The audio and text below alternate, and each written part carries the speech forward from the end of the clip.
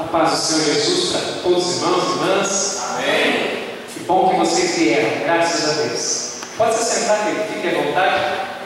Eu agradeço a Deus por estar aqui, por vocês terem vindo. Aqui eu vou atrapalhar alguns, mas vocês vieram. Com vocês nós vamos meditar hoje aquilo que o Senhor nos concedeu sobre esse tema sobre jejum e oração. Esse número de pessoas, essa dificuldade, me lembra bem as reuniões de oração, não? Normalmente os cultos barulhentos, as campanhas, etc. e tal, são povoados de pessoas. Mas cultos de oração normalmente não vem tanta gente. Mas vocês vieram, com certeza hoje Deus vai nos ensinar alguma coisa, compartilhar conosco algumas verdades a respeito da oração. O tema eu dividi em dois subtemas. Na primeira parte nós vamos falar a respeito da oração e na segunda parte a respeito do jejum, especificamente o jejum virtual. Coisa nova, né? Jejum virtual, meu Deus, o que é isso, hein? Jejum virtual. Nós vamos ver hoje um pouquinho, se o tempo nos permitir. Eu planejei a palestra para aproximadamente 1h20. Nós vamos ter que comprimir ela para 40 minutos. Então pode ser que eu acelere um pouco. Por favor, os irmãos não estranhem, né? Pretendo não correr muito, mas vou condensar o conteúdo de 1h20 em 40 minutos. Então pode ser que a gente corra um pouquinho. Vamos começar então pelo tema da oração. Irmãos, é impossível nós falarmos sobre oração sem lembrarmos de grandes homens de Deus que viveram uma vida de oração. É impossível nós falarmos de oração e não lembrar de Daniel, do Senhor Jesus, lembrar dos apóstolos que se dedicavam ao ensino da palavra e à oração, de John Wesley, de John Hyde. Já ouviu falar de John Hyde? O John Hyde era considerado o homem que orava. Ganhou cerca de 100.000 indianos para Jesus em missão de evangelismo, a maioria evangelismo pessoal. Ele orava muito. Conta-se a história que às vezes ficava 15 dias em oração e levantava e depois voltava para passar mais 15 dias orando. Está quase pegando Moisés, né, Marcos? Moisés ficou 40, depois subiu mais 40. Imagine 15 dias de oração. E eu, para iniciar nesse tempo, eu gostaria de compartilhar com vocês algumas frases de alguns expoentes aí na história do cristianismo. Uma frase de Agostinho de Hipona, um dos grandes primeiros teólogos lá do século IV. A oração é o encontro da sede de Deus e da sede do homem. Olha que frase linda. A oração uma frase do grande reformador Martinho Lutero, um dos principais expoentes, a gente pode dizer que é o principal expoente da reforma protestante. Atualmente sou tão ocupado que não posso passar menos de 4 horas por dia na presença de Deus em oração. Coisa linda, não? Vamos para o próximo. John Bunyan, pregador e escritor, ficou preso cerca de 10, 12 anos e continuava em oração. Escritor daquele livro do Peregrino, você já deve ter lido. Na oração é melhor ter um coração sem palavras do que uma palavra sem coração. Mas também a oração fará o homem parar de pecar, ou o pecado o seduzirá a parar de orar. Uma de John Wesley: pela fé e pela oração fortaleça as mãos frouxas e firme os joelhos vacilantes. Você ora e jejua, importune o trono da graça e seja persistente em oração. Só assim receberá a misericórdia de Deus. John Wesley, um grande rivalista do século XVIII. John Piper, um calvinista, teólogo dos nossos tempos: a boa pregação nasce da boa oração. E aqui é uma frase do nosso Senhor: orai e vigiai, para que não entreis em tentação. Irmãos, a primeira pergunta que vem quando nós vamos aprender a respeito da oração é: o que é oração? O que é orar? 10 segundos para você pensar. O que é oração? 5 segundos. O que é orar? Nós cristãos praticamos a oração, mais ou menos, frequentemente ou esporadicamente, mas muitos de nós não entendemos nem o que é a oração, ou o que é orar. coisas que a oração não é. Primeiro, a oração não é aquela tarefa enfadonha de falar sozinho. A gente vê muito por aí, pessoas falam sobre oração. Você já deve ter visto alguém orar. Chega como se fosse jogar uma palavra ao vento e começa: Senhor, eu mais ou menos presença agora. Senhor. Peraí, irmão, essa tarefa enfadonha de jogar palavras ao ar sem consciência não é oração. Calma, isso não é oração. Oh, grande, maravilhoso, vai impressionar as pessoas também, não é oração.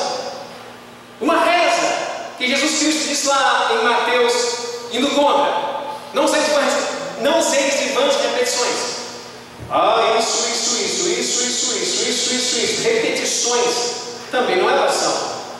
Mas então o que é oração? Para a gente estudar sobre ela, precisamos definir o que é oração. Então, primeiro ponto, vamos entender que a oração, ela não é um fim em si mesma. Oração é um meio para nos relacionarmos com Deus. Muitos pensam que a oração é o objetivo final. Pastores pregam: você deve orar.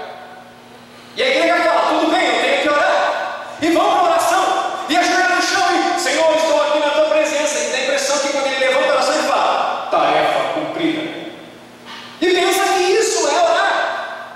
Cumprir a tarefa de se permanecer em joelhos perante Deus e falar, pensa que isso é orar. Mas simplesmente parar diante de Deus e proferir palavras, a prática sistemática do mecanismo não é oração. A prática do mecanismo de se concentrar e proferir palavras não é orar. Orar vai mais além, orar é mais profundo. Eu conheci um abençoado que chegou para mim um dia e disse: Gilberto, estou orando 5 horas por dia. Eu olhei para ele e falei: que bênção, maravilha. Mas dentro de mim ficou uma indagação: por que a vida dele não transforma-se de tal forma que essas 5 horas de comunhão com Deus deveria transformá-lo? Será que se eu passar todo dia 5 horas em oração, Martinho Lutero passava 4? E olha o que ele fez, não? Esse irmão, não estou dizendo que ele não orava, mas fica uma suspeita na minha mente: será que de fato ele orava? Ou ele cumpria o plano de orar? Eu vou ficar aqui agora 5 horas me auto-sacrificando para que eu possa receber alguma benevolência de Deus, porque ele vai ver e falar: olha, coitadinho, passa 5 horas ali ajoelhado. Isso não é oração. Oração é um caminho, oração é um meio, oração é uma ferramenta, oração é uma das disciplinas espirituais. E o que é uma disciplina espiritual? É algo a fazer, que o Senhor Jesus deixou que a igreja fizesse. Disciplinas espirituais são tarefas nossas, são as partes do Evangelho que Deus entregou capacidade para nós fazermos. Não é a parte que Ele faz. Por exemplo, Deus sabe o que nós precisamos antes de orarmos. Claro, Jesus falou: não use de vãs repetições como faz os gentios, porque vosso Pai Celestial muito bem sabe das coisas que vocês precisam antes que vocês peçam. Deus sabe. Então por que eu tenho que orar? Deus propõe algo mais profundo que simplesmente compartilhar a minha necessidade com Ele. É algo maior. É uma disciplina espiritual. Assim como a meditação na palavra é uma disciplina espiritual, a oração é uma disciplina espiritual, o jejum é uma disciplina espiritual, a adoração proposital, onde você propõe a sua vontade para adorar a grandeza do Senhor, é uma disciplina espiritual. Fazer discípulos, evangelizar, é uma disciplina espiritual, é a parte prática do Evangelho, onde você pega os conceitos da palavra de Deus e coloca na sua vida. A oração é uma disciplina espiritual. Jesus praticava essa disciplina, mas não, filho de Deus, Deus encarnado, ele tinha que orar. É claro que tinha que orar. Ele, na forma humana em que ele estava, primeiro, necessitava da constante comunhão com o Pai, e a oração é o meio da comunhão, é a ferramenta, é o canal, é o dispositivo que se utiliza para ter comunhão com Deus. E Jesus fala: eu faço tudo aquilo que eu ouvi meu Pai fazendo, que eu ouvi Ele falando, eu vos digo. Ele faz as obras através de mim, Ele verso 13. Ele se levantava lá da madrugada, saiu, foi para um lugar deserto e ali orava. Pode baixar um pouco o microfone. Jesus teve uma vida de oração. Ele praticava. Ele precisava. Também, por exemplo, ele dizia aos filhos, quando ele fez aquele ato de humildade, lavando os pés dos discípulos: eu fiz isso para que vocês tenham um exemplo, para que vocês também façam. Vamos entender então que a oração verdadeira é algo que nós aprendemos na caminhada espiritual. Ninguém que aceita o Senhor Jesus, que se entrega a Ele, sai daqui orando em alta performance. Eu não sei se você já viu, eu nunca vi. Alguém se entrega ao Senhor Jesus, diz o apóstolo Pedro, o apóstolo Paulo, que são criancinhas que nasceram de novo. E precisam de quê? Crianças precisam de leitinho. E a Bíblia diz que elas devem ser tratadas com leite racional, não falsificado, que são os ensinos da palavra do Senhor. Então, quando alguém se entrega ao Senhor Jesus, ele não sabe orar. É natural que não sabe. Lembra dos discípulos? Os discípulos estavam com o Senhor Jesus, viviam dentro da religião, mas eles não sabiam orar também. Eles chegaram para Jesus e disseram: Senhor, nos ensina a orar. E o Senhor Jesus veio ensinar a eles os princípios básicos da oração. A oração é algo que se aprende. Os discípulos chegaram para o Senhor Jesus e disseram: ensina-nos a orar. Irmão, oração se aprende. Grava isso aí no seu caderninho de oração, tá? Não esqueça, oração se aprende. A orar se aprende. Não é a oração, vou memorizar a oração para repetir. A prática da oração, a constância e o crescimento nela se aprende, se treina, porque o Espírito do Senhor, Ele guia os servos para o crescimento espiritual. Próximo. Como o processo de aprendizado que a oração é? Olha algumas coisas que podem acontecer durante a oração. Primeiro, no início nós não sabemos nada. Quantos aqui já têm dificuldade para orar, principalmente no começo da sua conversão?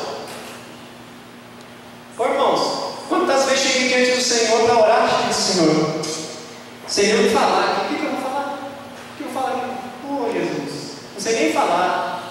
E a gente começa tropeçando, não é? Nós podemos falhar assim, vamos orar, a hora que coisa não tem nada a ver. Senhor, queima aquele inimigo, Senhor. Peraí, o Senhor falou: calma, dá pão para o seu inimigo, dá água para ele. Você pode cometer equívocos. Entretanto, se você está disposto a desenvolver sua vida de oração, o nosso Senhor, como um mestre, Ele vem até você, pega na sua mão, independente do estágio em que você esteja, Ele pega na sua mão e te conduz. Ele vai começar a fazer com que nós aprendamos dia após dia com Ele. Nós podemos ter dificuldade e podemos também apresentar a nossa própria dificuldade no momento da oração. Você vai lá, irmão, não sabe? Uai, falei com Jesus: Senhor, eu não sei orar, estou aqui, queria aprender. O Senhor estará orando. Como a oração, ela é uma questão de relacionamento com Deus, irmãos, precisa de algumas coisas importantes. Primeiro, fé. Hebreus capítulo 11, versículo 6 diz: aquele que se aproxima de Deus deve crer que Ele exista e que é galardoador daqueles que o buscam. Então, primeiro, vamos lá.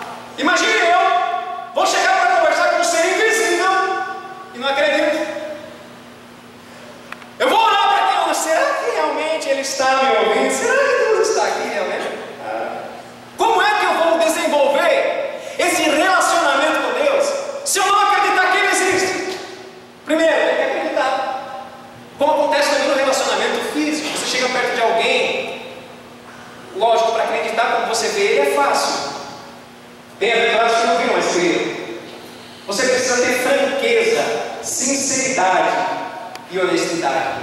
Conta a história de uma moça, não sei se é verídico ou não. Ela orava ao Senhor e pedia: Senhor, eu quero isso. Ó Senhor, minha vida é assim, eu preciso fazer aquilo outro. E ela tinha uma percepção de que as orações dela não eram respondidas.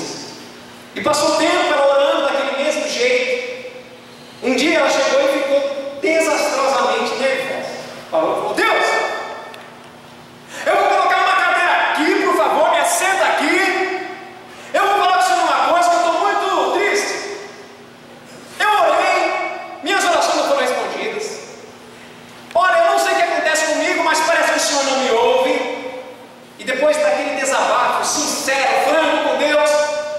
Diz aí a ilustração, a história, que Deus começa a dizer para ela: ô moça, até que enfim você foi sincera na sua oração.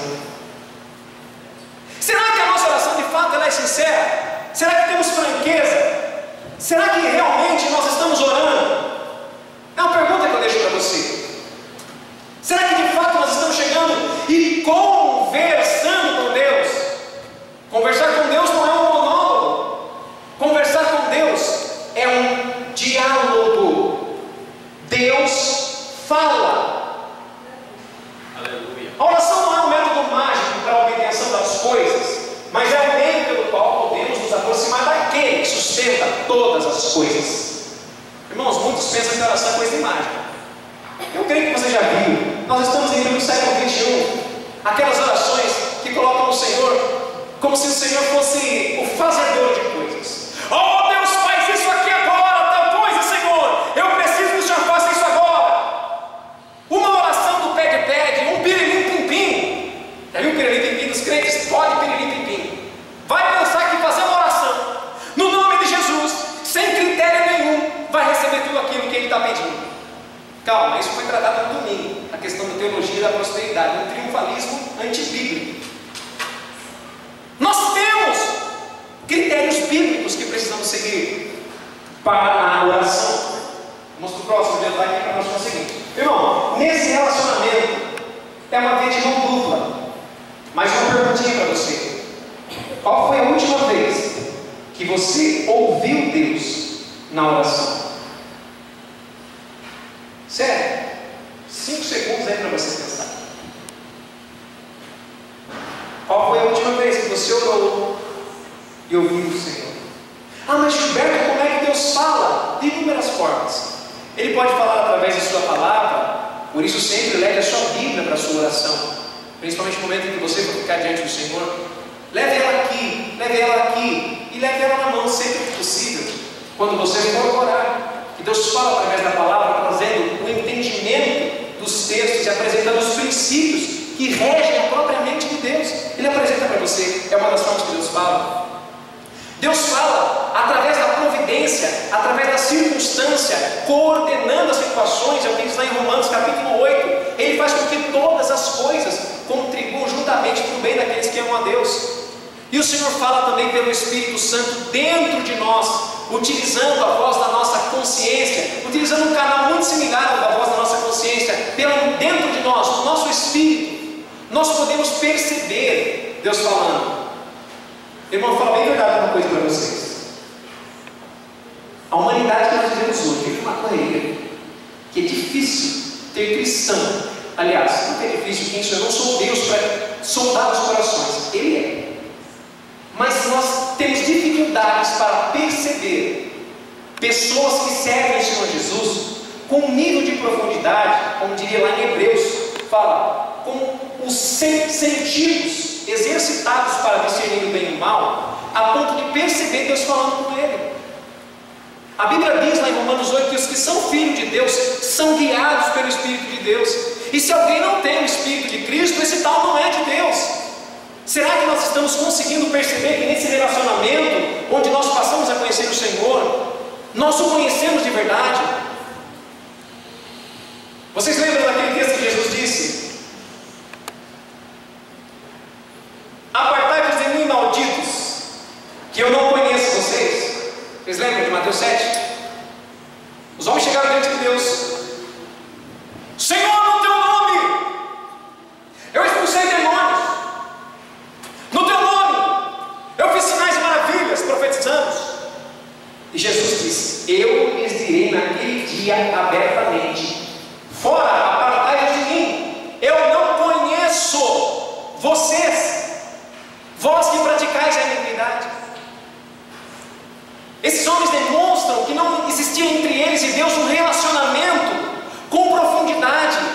Eles conheciam sobre Deus, faziam as obras no nome de Deus, mas não possuíam relacionamento com Deus, porque se possuíssem relacionamento com Deus, não seriam praticantes de iniquidade. E o que é iniquidade? Pecado que são sempre traduzidos, sempre praticados, e acaba o nível de consciência ficando cauterizado, e aquele pecado se torna algo comum.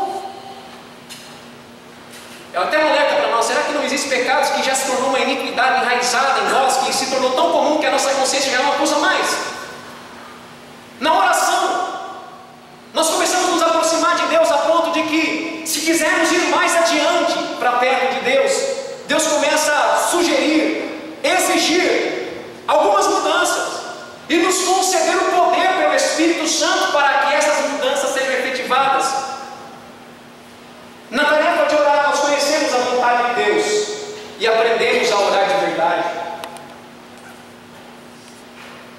Uma frase do A.W. Tozer: orar mais e persistir em oração até começarmos a orar de verdade. Irmãos, na oração, eu quero ser bem pessoal. Eu não sei qual o seu nível, qual a sua vida de oração, como está a sua prática de oração. Mas eu sei que nessa noite esse tema não foi posto à toa, é um tema muito importante. Oração é essencial na vida do crente. Como está a nossa vida de relacionamento com Deus através da oração? Como está a nossa vivência com Ele? Quando nós conversamos com Deus em oração, uma coisa bem interessante, irmão, prática, é mais ou menos assim: você que já vive uma vida de oração, já passou por um período em que viveu orando bastante, orando verdadeiramente, conhece isso. No começo, toda oração, ela é pesada, ela é dificultosa para você começar. E normalmente ela começa a oração do nenenê. Conhece a oração do nenenê? É assim: Senhor, me perdoa, me abençoa, abençoa a minha mulher, a minha filha, a minha igreja, o meu político, a minha cidade. Senhor, me transforma, me muda, me isso, me aquilo. A oração normalmente ela começa na carne e começa no nenenê. À medida que você prossegue em oração, o foco da oração começa a mudar. O Espírito Santo começa a nos alimentar com elementos da própria palavra de Deus, para que sejam proferidos em oração. Você começa a orar aquilo que Deus deseja. E nós veremos mais à frente que essa é uma das condições de receber uma vitória em oração, é orar aquilo que Deus deseja. O Espírito Santo começa a alterar a nossa forma de orar e começamos a entender o que Deus pensa.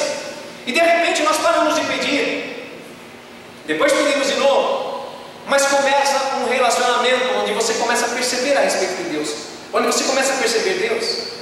Nos primeiros dias de oração, eu já vi em vidas, na minha vida acontece mais ou menos assim, aí foi uma coisa interessante, alguns irmãos já confirmaram essa ideia. Você fala: eu vou a partir de agora orar, a minha vida vai ser de oração. No começo você vai começar a orar com aquele fervor, com aquela alegria, que maravilha. E vai passar uma semana, você vai estar exultante. Nossa, que maravilha. Terminou a semana de oração, você está: eu navegarei no oceano do Espírito, oh glória. Na outra semana, começa a vir um peso. Você fala: nossa, que estranho, Pai do céu, eu estou me sentindo vazio, o que é isso? Ó Senhor. Mas a Bíblia diz que a tristeza, segundo Deus, opera para o arrependimento. O Espírito Santo começa a confrontar a estrutura, o estado da nossa natureza. Muitos nessa fase desistem da oração. Falar: parece que a oração da semana passada não valeu. Parece que a oração da semana passada, meu Deus do céu. Persista, porque é uma caminhada de relacionamento. E haverá horas em que começa a ficar tudo escuro, onde você não vai sentir mesmo a presença de Deus na oração. Esse é o caminho da caminhada, é o trajeto. Você vai se sentir o pior de todos os homens. Quando você se sentir o pior, levanta as mãos e dá um glória ao Senhor Jesus, porque o Espírito Santo está mostrando para você o quanto é necessário estar diante do Senhor, o quanto é necessário ser coberto por este sangue que te justificou e que te permitiu um acesso a Deus. A Bíblia diz em Hebreus: nós podemos entrar diante de Deus do Santo dos Santos pelo novo e vivo caminho consagrado pelo véu, isso é, pela carne de Jesus Cristo. E no outro texto diz: acheguemos, pois, com confiança ao trono da graça. Nós podemos adentrar lá pela garantia que o sangue de Jesus Cristo nos dá. Então, quando nos sentimos mal nesta caminhada de oração, nós devemos exultar, ficar alegres por estar tristes. Fique alegre por estar triste. Se a sua tristeza não é simplesmente porque você está caminhando errado, mas que você se propositou a ser confrontado pela luz divina, fique feliz quando estiver triste. Lógico, sentimento de alegria e tristeza é sentimento. Essa questão de ficar feliz com a tristeza é um posicionamento interior. Você vai se sentir triste. Estou triste, estou me sentindo um lixo. Mas a sua mente, o seu interior, o seu ânimo deve dizer: que ótimo que estou me sentindo um lixo. Que ótimo que estou me sentindo mal. Sinal que eu estou me aproximando de Deus e a luz dele está mostrando em mim aquilo que precisa ser mudado. E nessa oração nós começamos a conversar com o Senhor diversos assuntos, confessar os nossos pecados. Lá em Salmo tem um versículo que fala: Senhor, a ti confessarei todas as minhas iniquidades.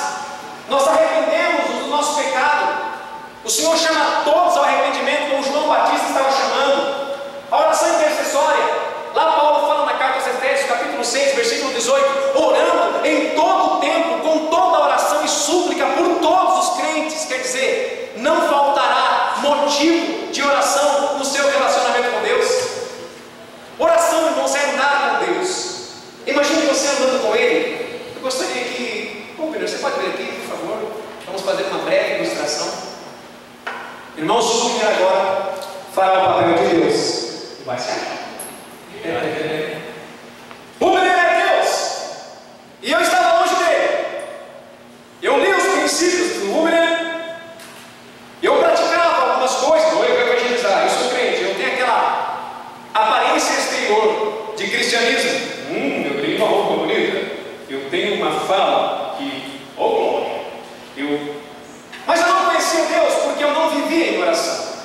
E de repente eu abro a palavra e começo a orar ao Senhor, a entender a palavra, vou me aproximando dele até que de repente eu conheço o Senhor. É o que disse Jesus: aquele que me ama guardará os meus mandamentos, e o meu Pai o amará, e viremos e nos manifestaremos a Ele. Então ocorre um face a face com Deus. De repente eu conheço Deus. As minhas orações não são mais orações vazias, eu encontro de fato Deus quando eu oro. Eu chego diante dele, Senhor, e recebo, percebo que Ele é real, que Ele está comigo. Glória a Deus, Ele está aqui nessa noite. E de repente eu começo a caminhar com Ele, sei que Ele pode suprir todas as coisas. E de repente eu vou andando e percebo a necessidade de um dos meus irmãos. Olha que simples, irmão, viver em oração.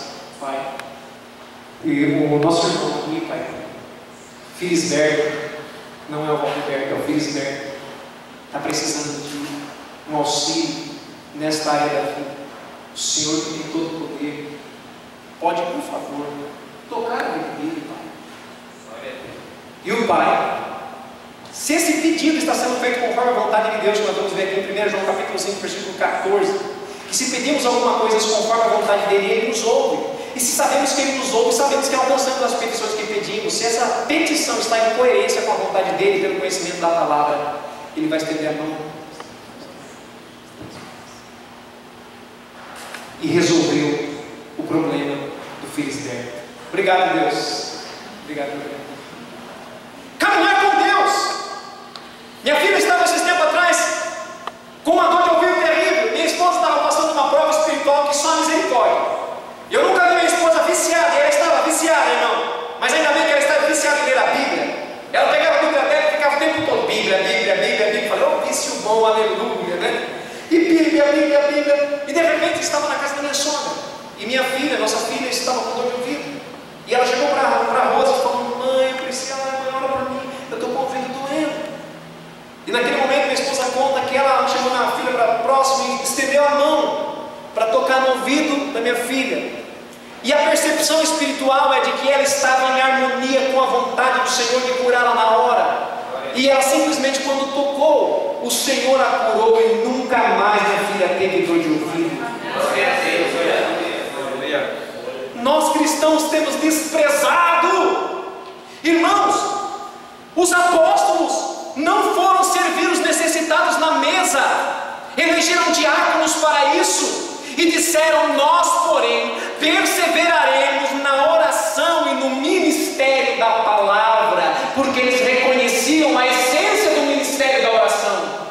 Nós precisamos reconhecer a essência dessa prática da oração. A Bíblia diz em 1 Tessalonicenses Colossenses 5,17, orai sem cessar. Em Efésios 6,18, que devemos orar sempre, com toda a perseverança e por todos os santos. E vamos chegar aqui agora em alguns tabus da oração. Tabus comuns.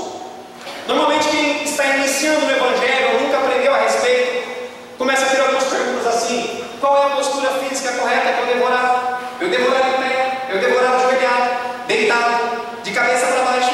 Qual deve ser a postura correta para a oração? Eu já tive essa dúvida. Tanto que às vezes eu não conseguia orar em outra posição, não ser ajoelhado, até que eu entendi. Algumas igrejas só validam a oração como uma oração verdadeira e formal perante Deus se forem de joelhos. E algumas ainda têm apetrecho, ainda tem que ter um paletó, por exemplo, ou algum outro dispositivo físico. Mas veja, Ezequias orou possivelmente deitado. Ele estava doente de uma enfermidade mortal. Deus mandou Isaías falar com ele. E ele virou o rosto para a parede e orou ao Senhor. Está lá em Isaías 38:2. Orou deitado, Deus ouviu, mandou o profeta voltar e deu a resposta para ele. Jonas orou dentro da barriga do peixe. Será que Jonas estava em pé, ajoelhado, deitado? Irmão, não tem nem ideia como é que Jonas estava. Imagine lá todo engruvinhado dentro da barriga do peixe. E Deus ouviu a oração. O Senhor Jesus orou prostrado sobre o seu rosto no Getsemane. Em Lucas diz que lá no Getsemane ele orou de joelhos. E ele também orou preso no madeiro. Orou de braços abertos, pendurado numa cruz. O apóstolo Paulo começa a dizer que nós podemos orar em todo lugar, com as mãos levantadas. Paulo e Silas, quando foram presos em Antioquia, oraram sentados possivelmente, porque os pés deles foram presos ao tronco. Então estava preso numa tábua com 2 buracos, colocaram os pés dele lá, e eles presos orando, com os pés presos. Imagina, não tem nem como ficar de joelho. Então, irmãos, eu creio que todos aqui têm essa liberdade de entender que, independente da sua posição física, você pode orar. Agora, por que orar de joelho? Por que orar em pé? É claro que quando você for orar, você precisa estar confortável internamente, principalmente. Se você se sente desrespeitando a Deus orando deitado e se sente melhor orando ajoelhado, por favor, ajoelhe, não estrague a sua oração. Mas se você tem liberdade para orar dirigindo o carro, não dá glória a Deus, dizendo aleluia. Tenha liberdade. Cristo nos chamou para a liberdade. Qual o local correto da oração? No templo. Jesus falou que a minha casa seria chamada casa de oração. Jesus orou no monte. Ele ia no monte, era o costume de Jesus orar. No quarto, em segredo, Jesus falou: quando entrar no seu quarto, entra no teu quarto quando orares, fecha a porta e ora teu Pai que vê o que está em secreto. Paulo e Silas oravam na beira do rio. Lá, justamente antes deles serem presos, eles desciam na beiradinha do rio, junto com algumas irmãs, e oravam lá na beira do rio. E em todo lugar é a admoestação de Paulo, 1 Timóteo capítulo 2, versículo 8.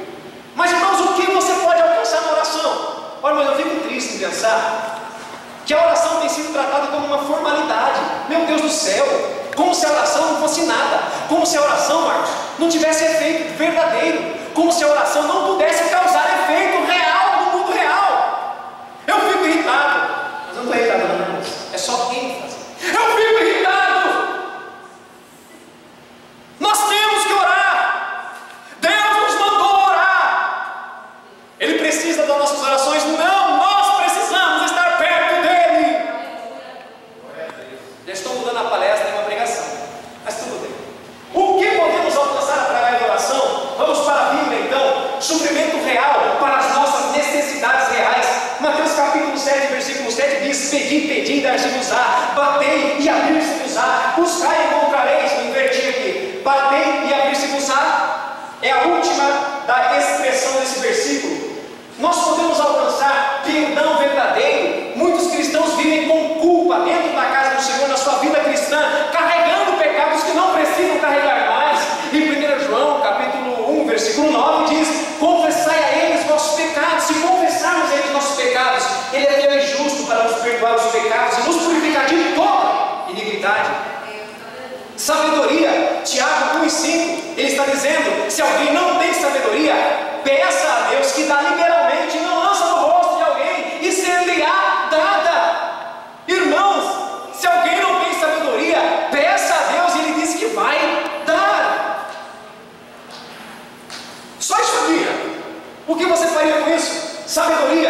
perdão e o suprimento.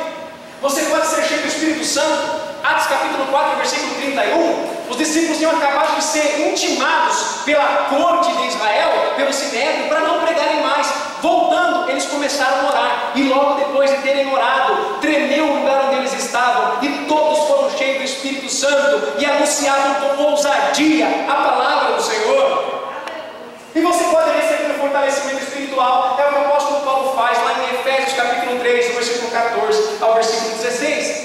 Ele fala: me põe de joelho diante do Pai, para que vos dê, que o seu espírito seja fortalecido.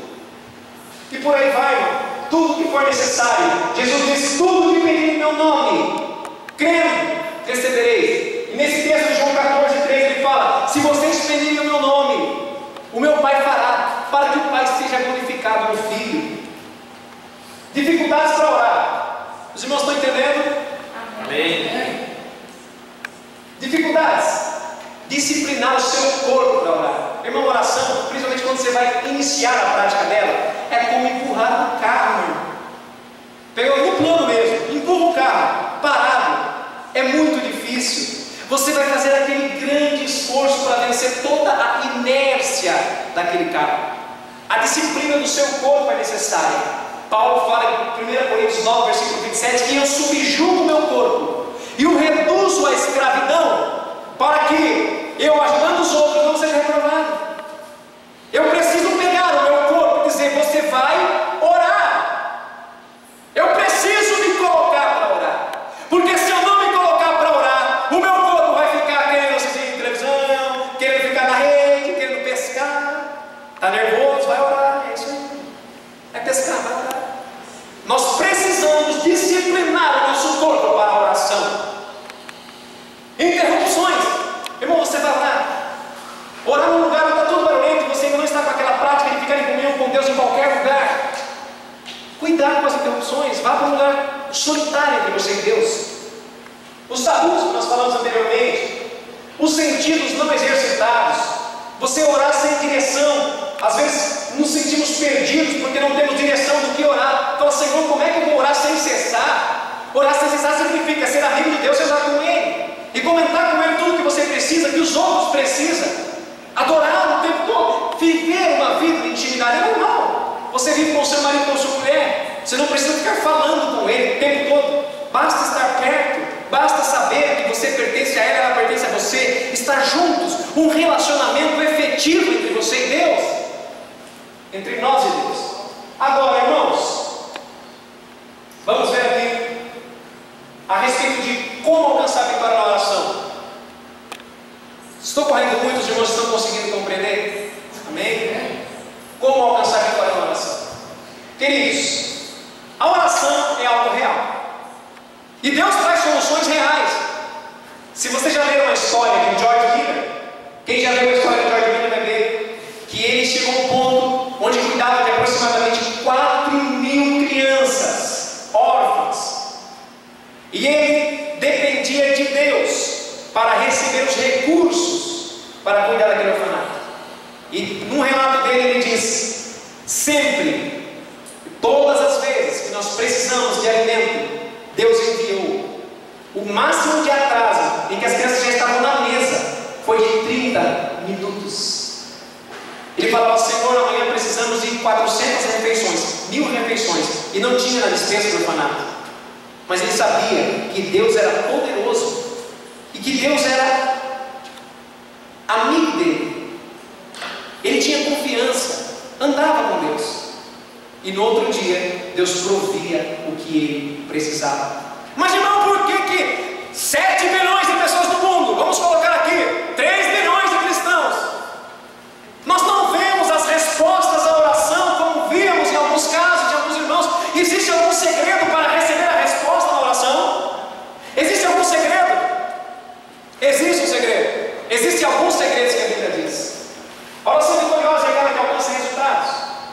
A oração que consegue resultados é aquela que segue o que a palavra de Deus coloca como critério.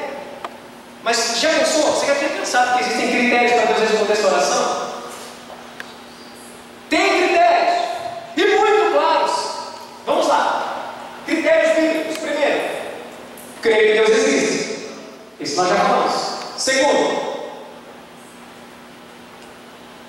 creio que Ele atenderá ao pedido.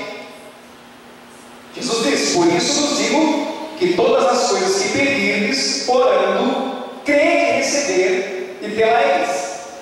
Terceiro, pedir de acordo com a vontade de Deus. Quem diz, por exemplo, Deus quer que você fique endividado? Um exemplo. Não, a Bíblia diz: não devais nada a ninguém senão o amor. Já tem uma diretriz clara de Deus que não é para você dever nada para ninguém. Então você pode chegar diante de Deus e falar: Senhor, eu quero ser livre das dívidas. E Deus vai preparar a oportunidade para você trabalhar, meu irmão.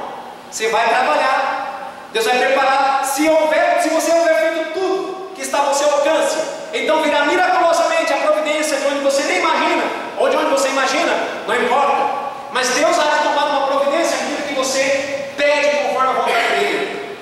Está escrito aqui, olha que interessante. Esta é a confiança que temos nele. Quer ter confiança na oração? Você quer orar e levantar certo de que receberá a resposta? É tão bom, não? Às vezes nós oramos, ajoelhamos, ou oramos em qualquer posição, e de repente levantamos para falar: será mesmo que Deus vai cumprir, né? Irmão, vai ter que começar de novo. Levantar com confiança exige algumas coisas. Pedir segundo a vontade dele, porque está escrito: se pedirmos alguma coisa segundo a sua vontade, ele nos e se sabemos que nos ouve em tudo que pedimos, sabemos que alcançamos as petições que lhe fizemos. Que simples. Orou conforme a vontade de Deus. Jesus: ó Senhor, orando em Getsemane, se possível passa aqui nesse cálice, mas se não seja feita a minha vontade da sua. Ele foi atendido em passar o cálice? Não, porque ele compreendia que a vontade do Pai era, e agora o ministério, tem uma polêmica para deixar para outro dia, a oração de Getsemane. Mas a vontade do Pai era que ele fosse sacrificado em nosso lugar. Próximo. A disposição interior correta. Ô, irmão, isso aqui é muito chato, sabia? Quem já orou, já viu, já imaginou, já conheceu alguém, ou glória, que começa a dizer o seguinte: Senhor, me enche do Espírito Santo. Mas ele sabe para quê? Quero ser batizado com o Espírito Santo. Com ou no Espírito Santo? Quero ser batizado com ou no, para você ver. Espírito Santo. Mas não sabe para que serve. Quando você vai orar, Jesus disse: não vem o teu reino, é necessário uma disposição interior verdadeira que esteja alinhada com aquilo que você pede. Ah, Senhor, eu quero isso. Mas se o seu coração não quer de fato se posicionar para usufruir, para utilizar aquilo, quer dom, Senhor, eu quero dom espiritual. Para quê? Sei lá, Senhor, não sei. Quer dom de cura? Você vai andar entre os enfermos, então, para curá-los. Você quer dom de operar maravilhas? Vai aparecer as situações difíceis para você operar maravilhas. É para aquilo que é útil, é preciso uma disposição interior verdadeira. Próximo, ausência de interesse egoísta. Irmão, se você vai pedir, lá no livro de Tiago, a Bíblia diz assim: ó, pedis e não recebeis, porque vocês pedem mal para gastar os seus próprios prazeres. Então, se o seu pedido é: Senhor, eu quero um carro para eu ir para trás, jogar poeira nos teus irmãos e irmãos, você não vai ganhar. Ou se você ganhar, esse carro não vai ser tão bênção na sua vida por causa da sua posição interior. Próximo, com a consciência pura. Olha que lindo isso aqui, queridos. Olha que lindo.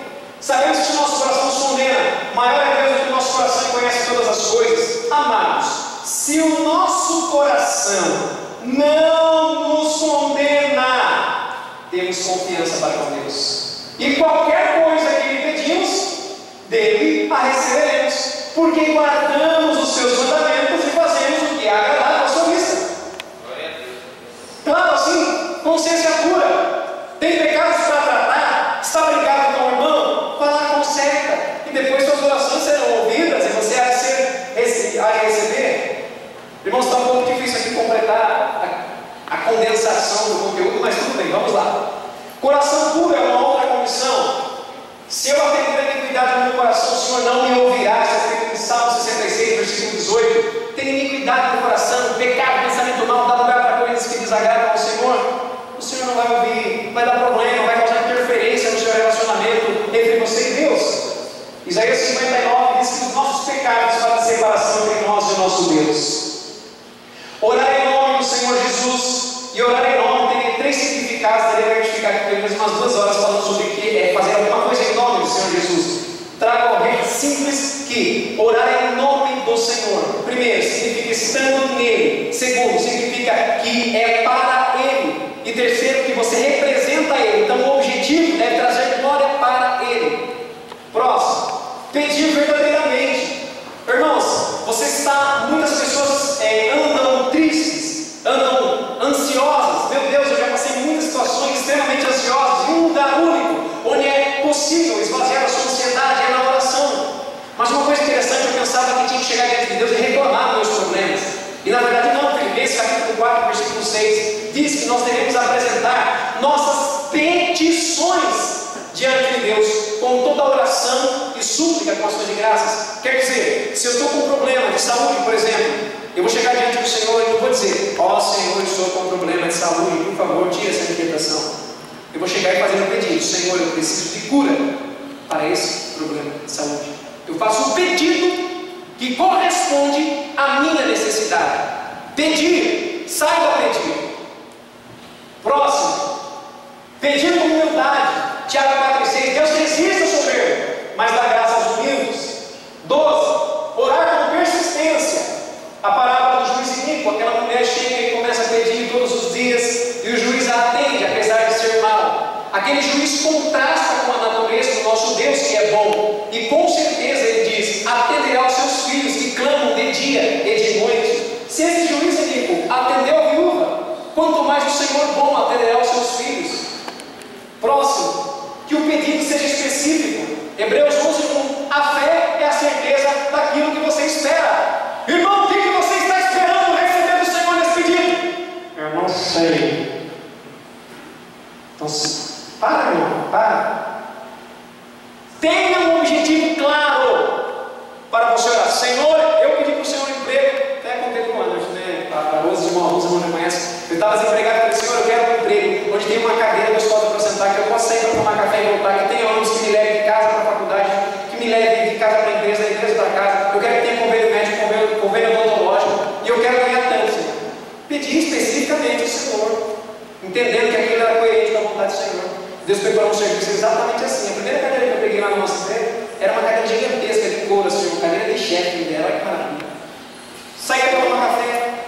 Nosso departamento tinha uma mordomia de ligar para o restaurante e falar: eu quero 2 flex lanche felizes. Eles mandavam os lanches na mesa com refrigerante, café abrindo na hora. Irmão, uma empresa que todo mundo fala mal. Deus, Ele é o Deus da providência. E quando Deus te dá aquilo que você pede especificamente, você tem certeza que foi Deus que te respondeu. Glória a Deus. Eu olho para minha esposa e vejo a resposta da oração tantos dias. Foi assim que eu pedi para Deus. Uma mulher assim, assim, assim, assim, com as características de caráter, características espirituais, características físicas. E Deus, por sua misericórdia, me ouviu e deu essa baixinha abençoada, linda ali, que graças a Deus tem demonstrado o seu pedido que eu pedi ao Senhor. Aliás, ultrapassou muito aquilo que eu tinha pedido a Deus, porque Deus é generoso. Aleluia. Próximo, o justo emprego dos bens. Nessa aqui eu tenho até um agradecimento a fazer ao meu amigo Anjo, que sempre pega a minha orelha nesse ponto. Deus, eu preciso sair desse buraco. Se você ficar parado no meio do buraco, irmão, você não vai sair de lá. Esperneia, tenta subir, cava um buraco na parede para você tentar sair do buraco. O justo emprego dos meios quer dizer: eu preciso utilizar aquilo que está à minha mão, fazer aquilo que já está disponível. E se acabar as possibilidades daquilo que já está disponível, então Deus entrará com a providência. Glória a Deus.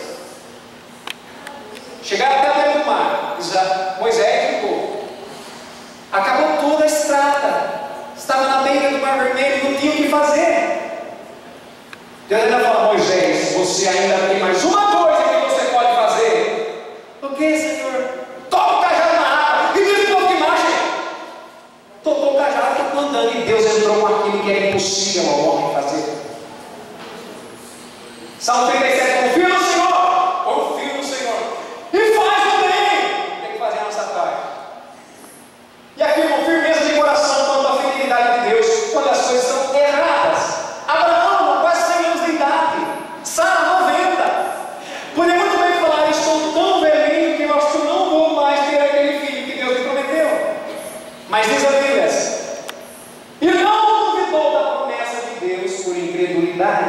mas foi fortificado na fé, dando glória a Deus, e estando certíssimo do que o que o tinha prometido também era poderoso para o fazer.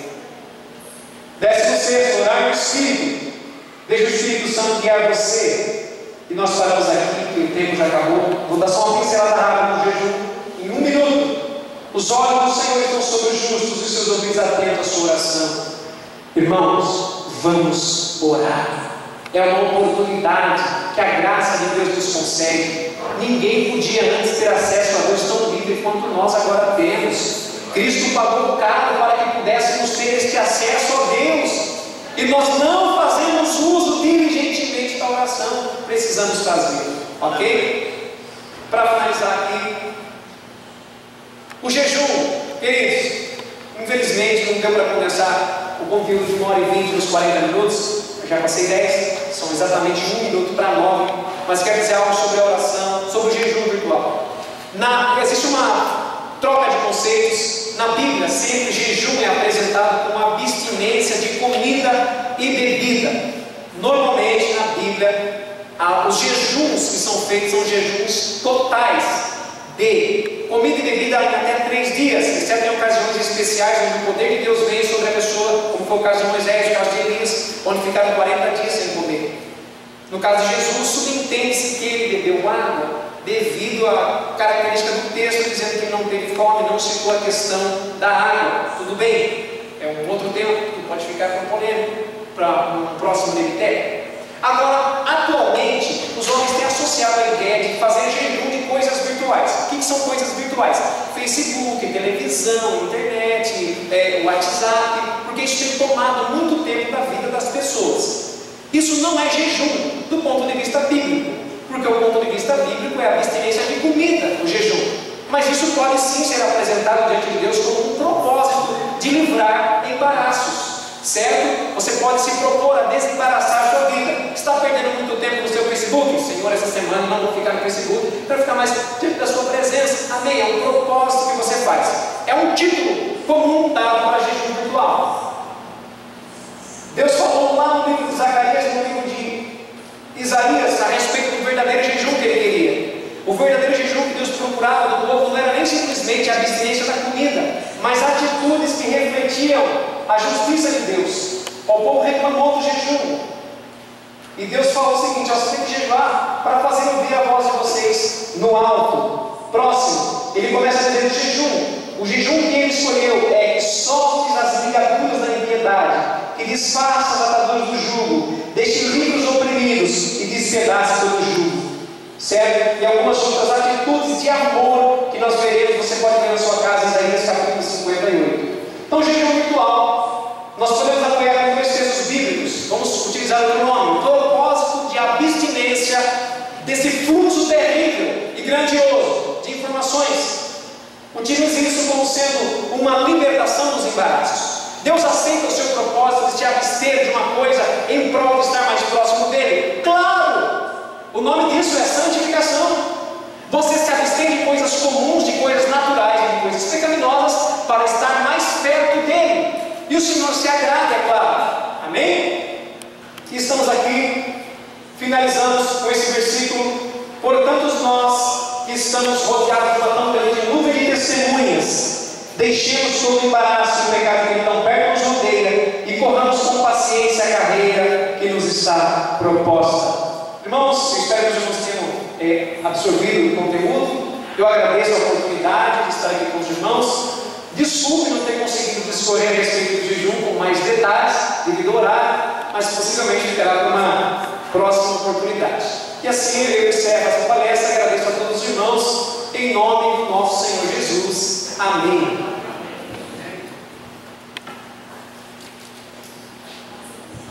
Glória a Deus. E nos outros pode aplaudir. Vamos ouvir o irmão Jean louvando ao Senhor pelo da harpa e vamos coletar os dízimos e as ofertas